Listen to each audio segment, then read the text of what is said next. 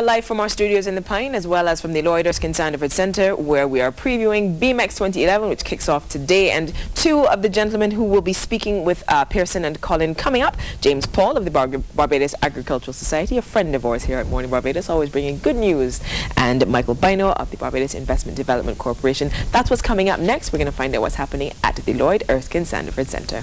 Katrina, it starts every day for us adults, 10 o'clock in the morning, runs until 10 o'clock in the night. So do you have 12 hours of your day? Oh, most definitely. I have that boudoir to come for. We go fight, you know. But that's all right. That's available. But also available here at the Lloyd Erskine Sandiford Centre is Everything Bajan, really. And when we're talking about Everything Bajan, we're also talking about Bajan produce created literally off the land of Barbados. We have with us the Chief Executive Officer of the Barbados Agricultural Society, Mr. James Paul. Mr. Paul, good morning to you. Good morning, and good morning to listeners. I think this weekend is going to be another opportunity for everybody to be able to pick up fresh produce. That's right. We are going to have some produce from farmers here this weekend. We take this opportunity every year, so I'm hoping that people come and visit our booth as much as possible. Where's the booth going to be? We are at booth 96. That's over in the bigger room, and hopefully, we are also going to put on some displays showing the work that the BAS is doing, what the commodity groups is doing. So these are the kind of things we want to show people what agriculture is actually doing in Barbados today. Well, just walk me through a little bit of what you're doing differently. I know to pick a tomato and call that it, but what else are you doing with some of the things to which we've probably gone a little bit tired? Well, certainly what we are trying to do, and it's a very competitive environment, we are actually trying to use new technologies as far as trying to ensure that we bring new varieties of products. We are also, of course, trying to, in terms of livestock, we are also trying to look at the whole question of trying to improve processes on farms. As a matter of fact, we right now have an exciting team of professionals down here from Canada, facilitated by a Barbadian, by Kukadagan, where we're looking at aspects of renewable energy that we could actually use on farms, really get some practical results out of it. So we are always trying to refashion the sector to make it more relevant, and also to maintain efficiencies, because at the end of the day, what we want to do is to at least ensure that Barbadian businesses survive within this country. You seem to have gone far from cow down and those kinds of things, the drain coming off the sink. Well, not really, because when we look at the whole area of renewable energy, it is a very exciting area. And I think that something I find unfortunate is that we wait until the price of oil starts to go up, and then we start to talk about, let's do renewable energy. When what we should be doing is that we be focused on it all the time. And I am hoping, of course, not to say that I want the price of oil to stay up, but I think that this period that we're going through, where we have oil fluctuating and going up the way it is, I think it's going to push us more in that direction. So with any agricultural sector, we recognize that we need to see if we can find cheaper sources of energy. And that is where we want to go, because even in crop agriculture, even if you go to greenhouses, you need power to power those greenhouses, to maintain that environment in the greenhouse that ensures that we can give consumers quality produce at the same time at affordable prices. I was just coming to that. Now, help me understand what we will see when we come into your booth 90-something over there in your usual section. What will we see? Well, definitely you will see agricultural produce on display, and that's one of the things we always try to emphasize. You will also see information about the BAS in itself, about the commodity groups, what they're doing, because people don't recognize that the BAS has over 7 different commodity groups. It is our work, of course, to try to promote those commodity groups, to show people what they are doing, and we will talk about that. You will also see some of the special projects that the BAS is doing. AgroFest, of course, is something that we just came out of.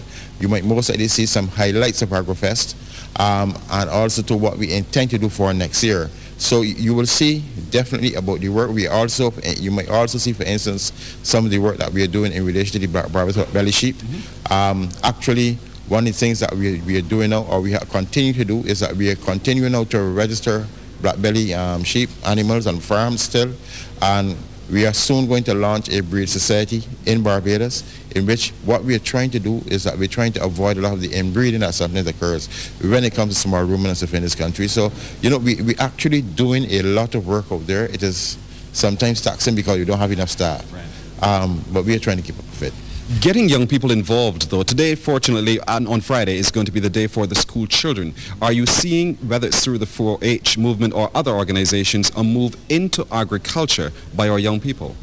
It's a general interest. I mean, let us face it. I don't think that every young person will have an interest in agriculture. But I can tell you that there's a general interest. They are very keen in terms of trying to find out what is happening, what's going on, how they get to be involved, what kind of opportunities are there for them. And we have actually, I say for MorninBds, we have a young staff who are very interested in what they're doing, and that is replicated out there because they come to contact with young people who want to get involved. The main thing about agriculture that we don't appreciate is that in order to get involved, you need some form of capacity, will not be land.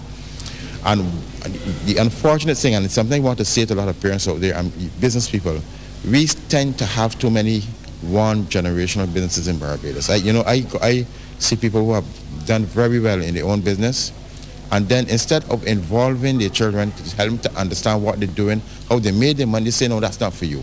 I think that in this competitive world today, where, in a sense, we're trying to talk about building businesses and small businesses, do not take for granted what you are doing in your household. Because to the extent where it has helped to supplement your household income, maybe your children can do it better than you. So you need to involve them, you need to teach them what is happening so that they can actually create opportunities for themselves as it goes forward. As agriculture is. Now, you've had some challenges this year with excessive rainfall. It's been predicted that it's going to be an above average rain season this year as well. What is this agricultural society doing to prepare for that, and what are some of the challenges you would have as a consequence of that? Well, certainly whenever we have that kind of excessive rainfall, it poses problems for some crops, especially open field crops. This year, even in terms of our onions this year, we had some very bad experiences in some cases, and one of the things actually we're trying to do now, because we have another project called the Onion Value Chain Project, where we're trying to move now from what we would call rainy rowing, because right now how farmers reap onions is that they pull the onions and leave them on the field to dry out. We're trying to move away from that because we're discussing some projects with the CDB, the FAO, in terms of looking at alternative energy. So we're looking for other things that we can do to help to improve efficiencies there. In terms of crops in themselves, we're always looking around, and our input suppliers help us with that. In terms of looking for varieties of crops that can actually be sustained during the rainy season, that's something that we need to recognize. But the rainy season always brings the level of pests, which we have to look out for. So it is a challenging environment, but we're not staying still at the same time. Price,